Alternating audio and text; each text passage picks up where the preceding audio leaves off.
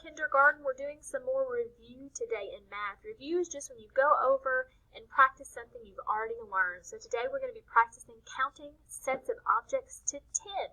We're going to be counting some cookies.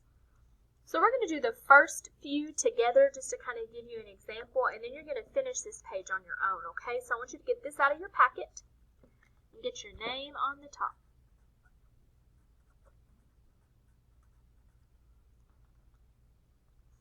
Right, the directions say to count and then write. So we're going to count each kind of cookie, and then we're going to write how many in the little space right underneath. Okay, so let's do this first one together. Everybody put your finger on this first cookie, and let's touch and count these together.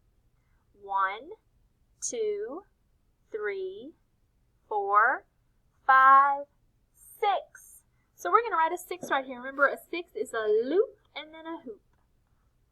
That's how we made it a 6. All right, next we're going to count these heart-shaped cookies together. Let's touch and count those. I see 1, 2. Let's write a 2 in that space. All right, we're going to do one more together, and then I'm going to kind of give you directions for the rest of the page, and you're going to work through this on your own. Let's count these cookies together. 1, 2, 3, 4, 5. Number 5 is across the top, down, and backwards C.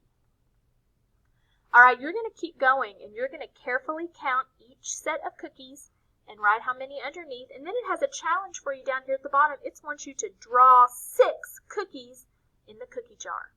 All right, so I want you to finish counting each tray of cookies, write how many.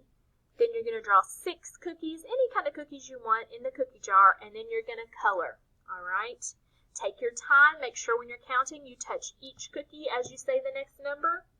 And do your best writing when you write your numbers.